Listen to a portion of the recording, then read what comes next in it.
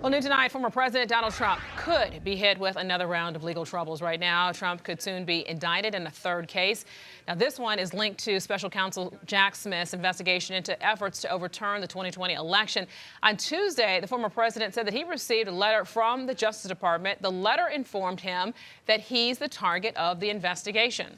Wall Street Journal reports the letter from the Justice Department lists 3 statutes that Trump could be charged with, pertaining to deprivation of rights, conspiracy to commit an offense against or defraud the United States, and tampering with a witness. And to help us understand the legality of these potential charges, Queen City News chief legal analyst Khalif Rose joining us now. Yeah, Khalif, let's go through the possible charges here one by one. I want to start with the pertaining to deprivation of rights. Well, I think obviously before we get in here, we got to bring folks back up to speed. These are all pointing to the January 6th insurrection. And then if you really look further, it's pointing to what happened in December in the Oval Office when the former president decided to take folks out of the room that were giving them some sound advice and bring other folks in there like Rudy Giuliani and tell them that we have this great idea where we can overturn the election. Yeah, this is a big shoe that we knew was going to drop, right. And now it looks like it's going to. We already knew it was coming, and so this is for sure a big investigation. And so with that first one, that charge is saying that the person acted within their authority sometimes, but in this case, it's when the person is purporting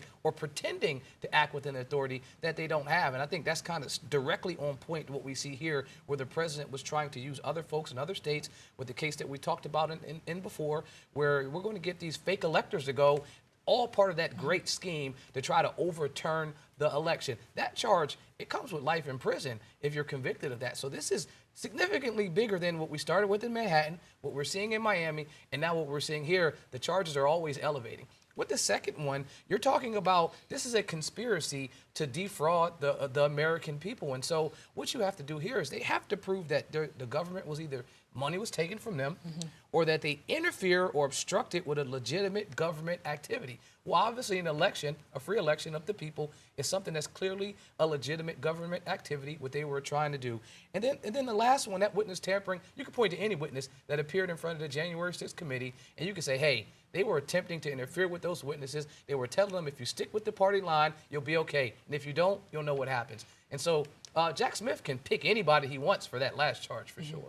When you look at these charges that he could potentially be facing, is there one that is more severe that we're looking at as to that really stands out? I mean, deprivation, for sure. I mean, that one, life and or the death penalty, I mean, that is the top charge. Do I think that's likely to occur? Not at all. But that is a serious charge. And his team, obviously, anytime you get that letter that's saying you're the target, you're nervous. But these are serious charges. This is nothing to jump at. This is nothing to pretend or dance about. And it's surely nothing to be trying to have a run in a race for president when you're trying to defend these charges. We've seen the scope of this really reach out to a lot of different states. Also, that's going to be coming home here to the federal level with what could be coming down possibly in about 3 weeks, considering what had the last one when Trump got a target letter. What I can say is his troubles are mounting. I mean, for sure the legal fees are mounting, but the troubles are real. And anyone that's deciding to stick with the Trump bandwagon, not just a voter, but his co-conspirators, they may want to rethink that. But in terms of folks and how this will pan out in the election,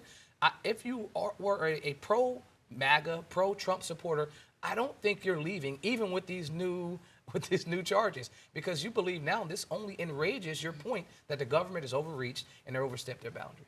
Khalif Rose, so much more to discuss on this and to be able to unpack. Thank you so much for your legal perspective on this. Well,